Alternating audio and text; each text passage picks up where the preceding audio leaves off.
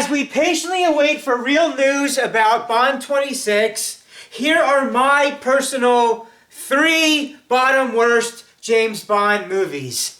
Now, this took me a bit of time to think about because there's quite a number of considered bad James Bond movies, but I have narrowed it down to 3.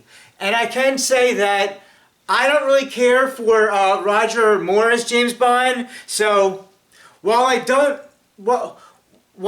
like a lot of his and think some are just kind of below average or just not really good except for one of his movies, which we'll get into in the favorite list, where The Man with the Golden Gun, Moonraker, For Your Eyes Only is considered bad for me because of the very beginning of the movie and the very end, and Octopussy! Octopussy!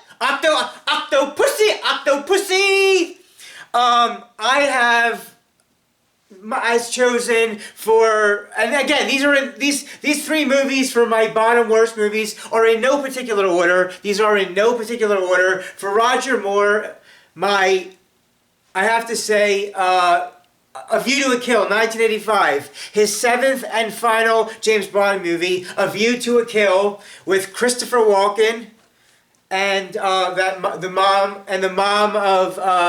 of the girl on That 70s Show. A View to a Kill. This is way too late for Roger Moore. He was way too old. All of it was very terrible. And so if I had to choose one Roger Moore James Bond movie to be of the worst of this list, and I chose three specific selected choices for 3 bad bottom James Bond movies, Roger Moore's A View to a Kill is the absolute worst. But I will give a caveat, or I will give other notes about this, that I will give Roger Moore a whole lot of credit, for he is the only of all the 6 James Bond actors to be appearing in his movies 7 different times. 7 different times officially with Eon. There is no other James Bond actor currently, before or after him, to have 7 official appearances, the most ever so far. Hopefully one day someone can go past 7. So for that I'll give much credit for. But yeah, A View to a Kill is one of the 3 movies I consider the worst.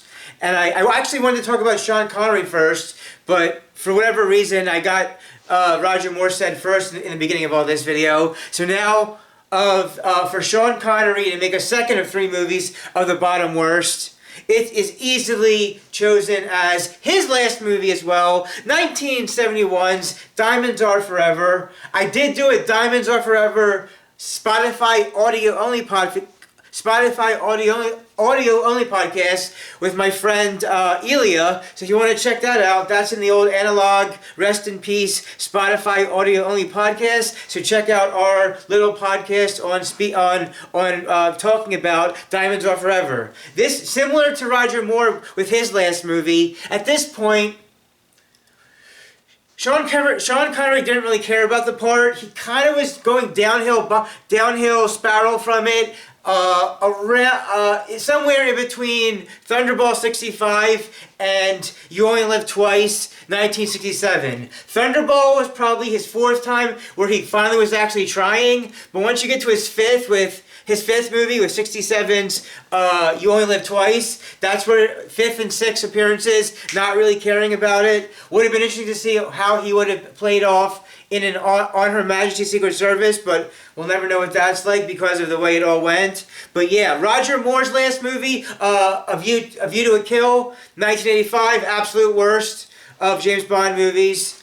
Sean Connery's Diamonds Are Forever, easily one of the worst. I would consider, of the 25 official James Bond movies, of the 25 official Eon James Bond movies, I would call Diamonds Are Forever and A View to a Kill easily in the 24th and 25th spot. They are easily ranked in the 24th or 25th spot of those numbers of how awful they are.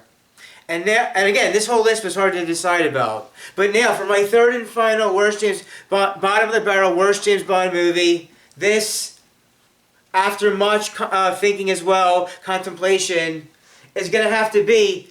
And I'll preface this by saying I actually enjoyed the first 45 minutes of this movie, but after the first 45 minutes, it went in a whole different direction, just like many movies kind of do in different ways. I'm not pleased to say this, but my last third and final bottom, lowest, not well James Bond movie is No Time to Die. It came out in the late 2021. No Time to Die, the official 25th installment. Without giving too much away, if anybody's actually hasn't even seen this yet, the movie ends in a way that is very controversial, divisive, polarizing, and just a way that pissed off a whole lot of fans. And even though there's parts in the beginning and other parts of before the end of the movie that are still pretty cool and whatever adjective you want to use on how the movie has a number of positive spots on all kinds of things, whether it's the cinematography, the music, certain action scenes, certain scenes in general, certain scenes all over, I would have to say, yeah, No Time to Die, because of the ending alone, and the ending is going to bother a whole lot of people.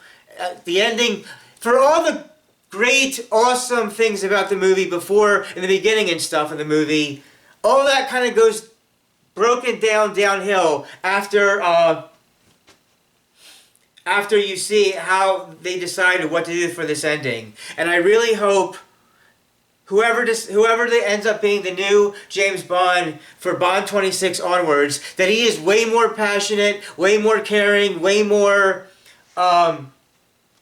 takes it a lot, really wants to put his all into it, where it's clear that Daniel Craig did not in No Time to Die. Now this video is probably already going off too long as is to get these three movies talked about, so I'm going to cut this one off here, and I'm about to record my next movie of today next after this. But yeah, quick review. My bottom three lowest, not well received Bond movies for me, and those easily in the 24th and 25th spot. Diamonds Are Forever, Sean Connery. A View to a Kill. Both of them is Sean Connery's and Roger Moore's last movies. And I'm not pleased to say for a third movie of this, to choose three, No Time to Die, 2021, simply because of the ending. Support your local movie theater throughout the decade of the 2030s to see a big theatrical, hopefully entertaining movie on the silver screen with a community of strangers. Why? Because streaming movies online at home is just not the same thing at all. Everybody dance and have a good time. This is Millennial Man Motions Entertainment, LLC, signing out.